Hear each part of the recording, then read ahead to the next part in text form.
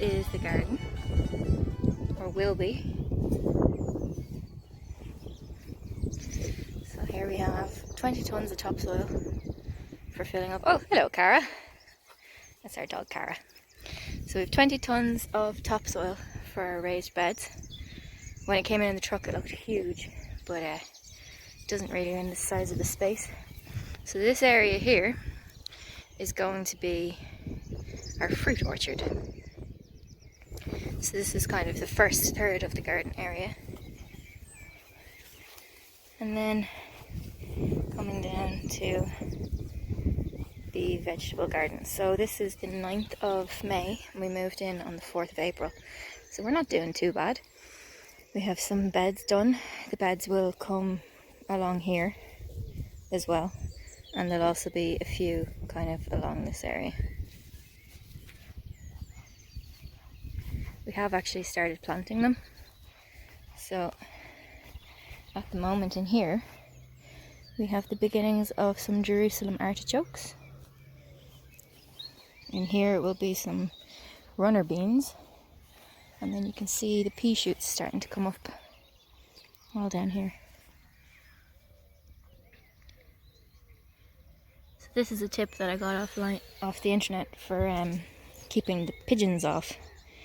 And as you can probably hear, there's a lot of them around here. So these sticks are all pokey and sharp and they're not very pleasant for the pigeons, so they're not likely to go in and try and eat your pea shoots, which is kind of cool. And then here we have onions, more onions, and there's garlic at the far end there. And then this is a bed of carrots.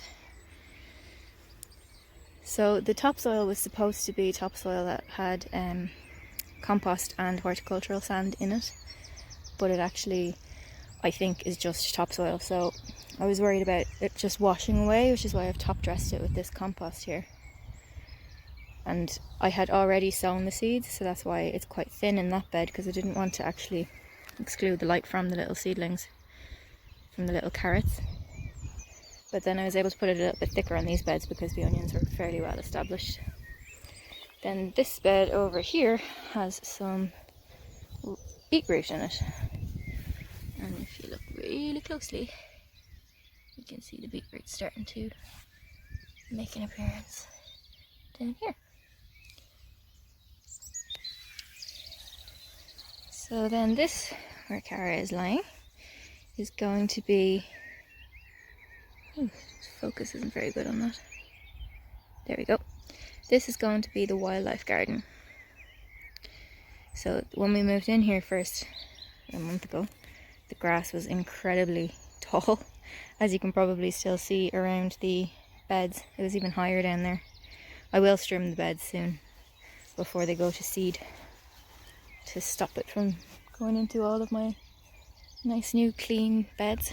So yeah, the grass is really high in here, but luckily we have a fine selection of ride-on lawnmowers, so we were able to get that cleared down nicely. So down the bottom there, in this corner, this kind of shady corner, I am intending to put a rather decent sized wildlife pond, and then I'll be growing some wildflowers and kinds of bushes and trees and things that the bees and the birds like. And then down the bottom there, you might be able to see there is already a pile of logs, so we'll be adding to that. And I will introduce you to our lawnmowers now. And here are our lawnmowers. So we have Patches, is the little chap at the back there. Rosie is the rosy coloured one, and Bobby Joe, who's my special boy. They're all very happy at the moment out in the sunshine, getting some nice grass, which of course they're going to turn into some lovely black gold, which will go on the compost heap, and hopefully our beds will have lashings of compost over the next while. So we're so lucky to be able to have a place like this. And we know it. Especially when the weather is like this and the birds are like that. What more could you ask for?